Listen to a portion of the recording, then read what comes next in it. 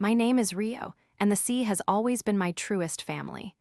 I am 28 years old, and Oak Haven, the small, ancient fishing village where I live, clings to the edge of the world like a stubborn oyster to a rock. Here, the ocean isn't just a place to fish. It's a living, breathing entity, a giver of life and a taker of souls.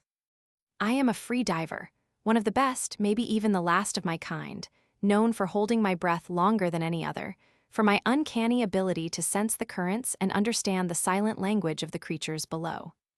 Down there, hundreds of feet beneath the surface, where the light fades into an endless blue, I feel most at home.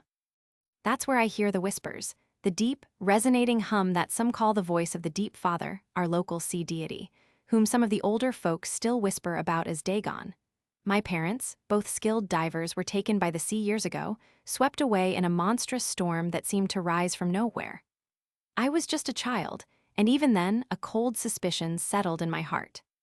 I knew that storm followed the first time Silas, a powerful and ruthless fishing captain who had inherited a large fleet, started using his new, reckless trawling nets too close to our sacred reefs, tearing through the delicate balance of the ocean floor. But no one dared to speak openly against Silas. He was too rich, too powerful. The sea has been my only comfort since, my purpose, my entire world. I dedicated my life to protecting it, often recovering lost gear, reporting the destructive illegal nets, and trying to preserve the ancient ways. This, of course, made me a thorn in Silas's side. He saw me as a relic, a dreamer holding back progress. Silas wasn't just content with his existing fleet, he craved more, always more. He planned to expand, to turn Oak Haven into a massive industrial hub, caring nothing for its history or the delicate ecosystem it depended on. His latest, most horrific innovation was the dredger, a monstrous vessel that looked like a giant hungry mouth, designed to rip through the seabed, destroying ancient coral reefs and traditional spawning grounds with terrifying efficiency. He wanted to buy up all the prime coastal land, including the small inherited patch where my family home stood, a perfect spot for his new processing plant. He made me an offer, a laughably low one, trying to pressure me. I refused him flat, my voice unwavering even as his sneer twisted his face. Then he set his sights on the sanctuary, a deep-sea trench my family had guarded for generations. It was a place of astonishing beauty and biodiversity, teeming with life, believed by all the old legends to be the sacred resting place of the Deep Father, of Dagon himself. My ancestors had left warnings, tales of curses and divine retribution for anyone who dared disturb its peace. Silas, with his cold, calculating eyes, scoffed at the legends. He called them childish fairy tales. He started spreading ugly rumors about me around the village, painting me as an obstructionist, a crazy woman clinging to superstitions, holding Oak Haven back from a glorious, prosperous future he promised. The fear in the villagers' eyes was palpable. They depended on him for their livelihoods, even as they watched him destroy the very source of it. I couldn't just stand by and watch him desecrate the sanctuary. I began my fight the proper way, the logical way. I gathered petitions, knocking on every door, my hands raw from the cold and the effort. I spoke to every fisherman who would listen, showing them the undeniable proof of the declining fish stocks, the dead coral fragments I pulled from the edges of his dredged areas. I presented evidence of environmental damage to the village council, my voice clear and strong, filled with the urgency of a collapsing world. I spoke of the ancient warnings, of the balance that must be maintained, of Dagon's wrath if the sanctuary were disturbed. I tried to make them remember the old ways, the respect for the sea that was ingrained in our very bones. But Silas had woven a web of corruption around Oak Haven. He had the council in his pocket, every single one of them bought and paid for. He bribed officials, whispering promises of wealth and progress, blinding them to the destruction. He intimidated the few brave fishermen who dared to support me, threatening their licenses, their boats, their very ability to make a living. He laughed off my evidence, called my warnings the ravings of a hysterical woman, and dismissed the legends as foolish myths for simpletons. He continued dredging, his monstrous ship tearing deeper and deeper into the sanctuary. Every time I dove, I found more devastation. Ancient artifacts, delicate sea creatures I had known since childhood, vibrant corals ripped apart, replaced by a barren, sandy wasteland.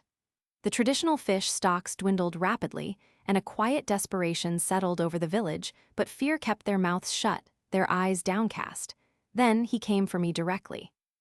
One morning, I woke to find my small, beloved fishing boat, my only means of income, listing heavily in the harbor, its hull gashed open in 3 places. The engine was ruined, clearly sabotaged. Before I could even begin to comprehend the scope of it, Silas had me arrested, accusing me of sabotaging his dredger, claiming I had snuck aboard and damaged its expensive equipment. It was a ludicrous charge, but he had witnesses, men he had paid to lie. The village magistrate, a man whose family owed Silas a great deal, found me guilty without hesitation. The fine was astronomical, a sum I could never hope to pay. Silas then used this debt as a lever, a cruel, inescapable trap. He demanded I sign over my family land to him, the land my parents had loved, the last piece of them I had left. He threatened to seize it anyway if I didn't comply, to leave me with nothing, homeless and penniless, forcing me to leave Oak Haven forever. He even went further, his voice a low, venomous hiss in the magistrate's office, hinting that the accident that took my parents years ago wasn't just a storm, that their stubborn refusal to sell him their land back then had consequences. He looked into my eyes with a chilling smile, implying he knew more, that he had perhaps orchestrated their demise. I walked out of that office a broken woman. My boat destroyed, my family land threatened, my reputation ruined, every avenue for justice blocked. The sea, my only solace, was being torn apart before my eyes, and no one, not a single soul, would stand with me. I spent days by the shore, watching the dredger's smokestacks pollute the horizon, feeling the cold, silent anger of the deep father in the waves that crashed against the cliffs. I was at my lowest point, utterly alone, utterly defeated. All hope seemed lost. But as I stared at the ruined sanctuary, a dangerous, exhilarating plan began to form in the deepest, darkest corners of my mind. I would not just stop Silas. I would make him pay, make him suffer, using the very thing he scoffed at, the legends of Dagon, to drag him down into the depths he so carelessly plundered. He wanted to defy the Deep Father? Then the Deep Father would come for him. I spent weeks immersed in meticulous, secret preparations. I locked myself away, poring over ancient texts and brittle, salt-stained maps my great-grandmother had drawn. I found my parents' hidden journals, filled with observations about the sea, detailed drawings of sea caves, and cryptic notes about the rituals and symbols of the Deep Father. I pieced together fragments of forgotten knowledge, learning how to make the sea speak, how to make the unseen terrifyingly real. I crafted a plan so elaborate, so devious, that it would make Silas truly believe he had incurred the unholy wrath of Dagon himself. My unparalleled diving skills, my intimate knowledge of every current, every hidden sea cave, every secret passage in the reefs would be my weapons.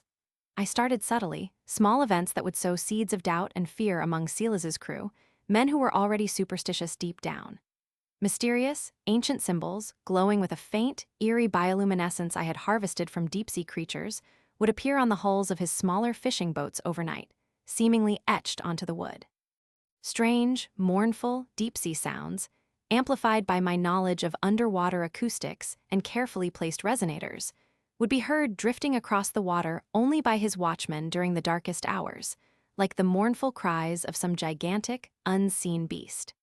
Small, unsettling offerings of ancient-looking deep-sea creatures, some with strange, glowing patterns, others with long, delicate tendrils, creatures that no one in Oak Haven had ever seen before, would appear on his dock, seemingly delivered from the depths by an unseen hand. His crew whispered, their eyes darting to the dark waters. Silas dismissed it as pranks, vandalism, but I saw the unease growing in his own eyes. Then I escalated. Using my diving expertise, my body a silent shadow moving through the midnight currents, I would secretly attach weighted lines to his dredger's massive propellers at night, just enough to cause them to malfunction, to snag and grind, making it seem as if the sea itself were fighting back, tangling its veins around his greedy machines. The dredger would suffer breakdowns, forcing expensive repairs, always in the same, deeper spots where the sanctuary's ruined fragments lay. I placed cleverly designed, bioluminescent markers, created from the rarest deep-sea phosphorescent algae, in patterns that glowed eerily in the deepest parts of the sanctuary, creating the terrifying illusion of a colossal, shadowy presence, a gigantic shape slowly moving beneath the waves. Reports from his increasingly spooked crew spoke of glowing eyes, of shifting forms in the darkness below, of something immense and ancient watching them. Silas grew increasingly agitated, his bluster becoming a thin veil over a growing terror. My final act was planned for a great storm, one that rolled in from the open ocean, dark and furious. The meteorological warnings were dire, but Silas, driven by greed and a desperate need to prove his control, insisted his dredger go out, to brave the tempest and finish its destructive work in the sanctuary. He dismissed the warnings, just as he dismissed the legends. This was my moment.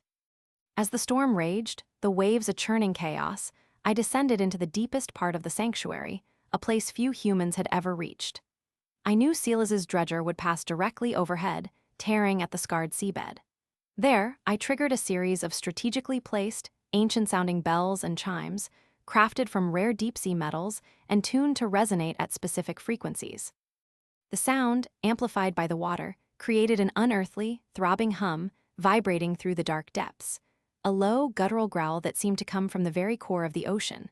Simultaneously, with precise timing, I deployed my masterpiece, a cleverly designed, large, robust underwater kite, shaped like a monstrous, jagged fin, almost 20 feet across. It was attached to strong, dark ropes, made from a synthetic fiber that was nearly invisible in the murky depths and incredibly tough. Using the storm's powerful, roiling currents, which I understood better than anyone alive, I manipulated the kite, making it swim erratically, like a titanic creature, directly in the deepest, murkiest waters just below the dredger. The sound, the motion, the sheer force of the storm amplified the illusion. Silas's crew, already on edge from weeks of unsettling occurrences and terrified by the raging tempest, reported seeing Dagon rising from the deep, its colossal shadow passing just beneath their boat, its ancient guttural growl vibrating through the very hull. They felt the dredger snag on something immense and alive, something that fought back with terrifying strength. Their dredge lines snapped, their engines stalled, suddenly unresponsive. Panic erupted aboard the vessel. In a frenzy of fear, Silas, his face ashen, his bravado finally shattered, screamed at them to abandon the dredger to retreat to flee the cursed waters. He was convinced. Dagon was real and he had come for him. The immense psychological pressure, the culmination of weeks of dread and the terrifying climax of the storm, broke him completely. Silas, a shadow of his former self, stumbled off his last remaining ship, his eyes wide and haunted, muttering incoherent warnings about the Deep Father. He abandoned Oakhaven, selling his entire fleet and all his properties at a significant loss to a consortium of young, ambitious fishermen from a neighboring community. These new owners, wary of the stories and recognizing the value of a healthy sea, promised to respect traditional fishing practices and protect the sanctuary, vowing to leave it untouched. Silas was a broken man, muttering only about the terrible wrath of Dagon. The villagers, witnessing his spectacular downfall and the undeniable return of the Deep Father, finally believed me. The fear that had silenced them for so long was replaced by a renewed respect for the ocean and for me. They elected me to the village council by an overwhelming majority, a position of real power, a voice for the sea. I used my new position to establish stricter environmental protections, creating a true, legally recognized sanctuary, one that would be protected for generations. Slowly, painstakingly, the ocean began to heal, its vibrant life returning to the devastated reefs, and the fish stocks slowly, miraculously, began to replenish. I stand now by the restored sanctuary, the water calm and shimmering under a setting sun, the air clean and salty. The village thrives once more, its boats bringing in healthy catches, its people respecting the delicate balance of the ocean. I hold a small, intricately carved wooden idol, an ancient Deep Father figure, one I had found tucked away in my parents' hidden journals, a family heirloom passed down for centuries. I realize now that the true power wasn't a mythical god, not entirely. It was the deep-seated belief and connection my ancestors had with the ocean, a connection I had harnessed, a wisdom I had used. It was the sea itself, speaking through me, answering the call for vengeance against those who would defile it. I smile, a genuine, peaceful smile, then cast the idol back into the sea, a silent promise to protect it always. As the idol sinks, disappearing into the calm, twilight waters, a large, dark shadow passes just below the surface, too big to be a dolphin, too smooth to be a shark, moving purposefully towards the sanctuary. Was it just a trick of the light, a figment of my imagination, or had the Deep Father been listening all along, an ancient, watchful presence stirring once more in the depths? I can almost hear its hum,